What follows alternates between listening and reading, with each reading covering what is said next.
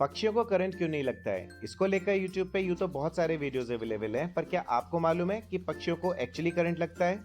जब वो दो फेजेस से टच हो जाते हैं तब, या फिर इनकी बॉडी का एक पार्ट फेस पे होता है और दूसरा किसी भी अर्थ पॉइंट पे टच हो जाए तब।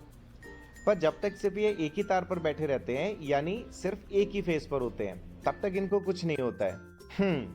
अगर ऐसी बात है तो क्या हम भी अगर एक फेस पकड़ के लटक जाएं तो कुछ नहीं होगा?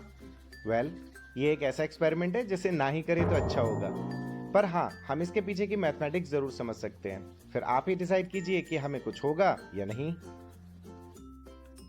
तो दोस्तों, अगर आप ऊपर ऊपर से समझना चाहते हैं तो इतना एक्सप्लेनेशन काफी है कि जब चिड़िया एक ही तार पर बैठी होती है तो इसके पैर के ये दोनों पॉइंट्स ए और बी लगभग इक्विपोटेंशियल पॉइंट्स होते हैं। मतलब इन दोनों पॉइंट्स का वोल्टेज लगभग सेम होता है। इसलिए ए और बी के बीच का पोटेंशियल डिफरेंस जीरो हो जाता है और इसलिए चिड़िया में से होकर कोई करंट फ्लो नहीं होता है। पर एक फेज पे बैठी इस चिड़िया की बॉडी का कोई भी हिस्सा अगर किसी अर्थ पॉइंट जैसे कि चैनल वगैरह या फिर दूसरे फेज से टच हो जाए तो चिड़िया को जोर का झटका लग जाता है।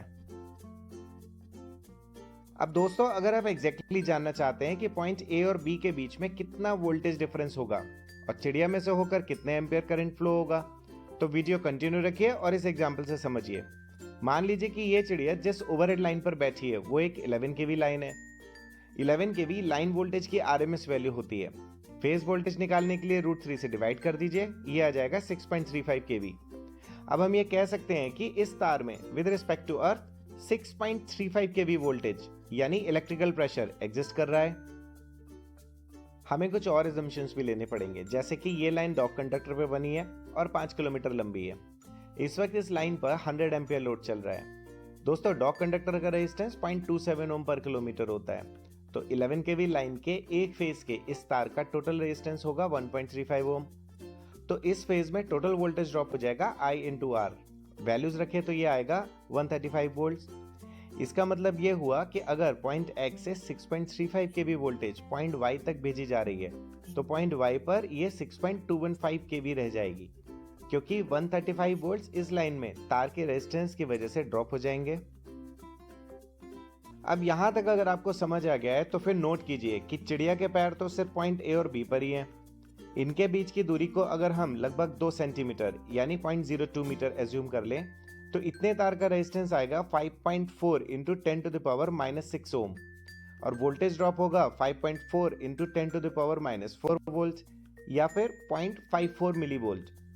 यानी पक्षी के दोनों पैरों के बीच वोल्टेज डिफरेंस होगा 0.54 मिली वोल्ट। अब करंट निकालने के लिए हमें चाहिए इसकी बॉडी का रेजिस्टेंस। दोस्तों, वैसे तो मुझे ये नेट पे नहीं मिला है, पर अगर आपको पता हो तो कमेंट बॉक्स में जरूर बताइएगा। ह्यूमंस का चूंकि 1000 ओम से ज्यादा होता है तो इस पक्षी का हम 10 ओम तो मान ही सकते हैं। अब अंकल ओम का फॉर्मूला लगाएं तो पक्षी में से 0.054 मिली एम्पियर करंट पास होगी, जो इस पक्षी को पता भी नहीं चलेगी क्योंकि ये बहुत छोटी वैल्यू है। पर दोस्तों, जब यही पक्षी दो फेजेस या फिर फेज ऑफ अर्थ के बीच में आ जाता है तो इसकी बॉडी में अप्लाई हो जाता है फुल वोल्टेज, यानी फेस टू फेस शॉर्ट हुआ तो 11 केवी और फेस टू अर्थ शॉर्ट हुआ तो 6.35 केवी। ऐसे में पक्षी से जो करंट पास होगी उसको आप भयानक कह सकते हैं, जो पक्षी के लिए घातक हो जाती है। दोस्तों, उम्मीद करता हूँ कि ये एक्सप्लेनेशन आपके लिए काफी इंफॉर्मेटिव रहेगा। कंटेंट अगर अच्छा लगा हो तो लाइक, शेयर और सब्सक्राइब जरूर कीजिएगा। जल्दी फिर मिलेंगे एक नए वीडियो के साथ, तब तक के लिए goodbye and take care.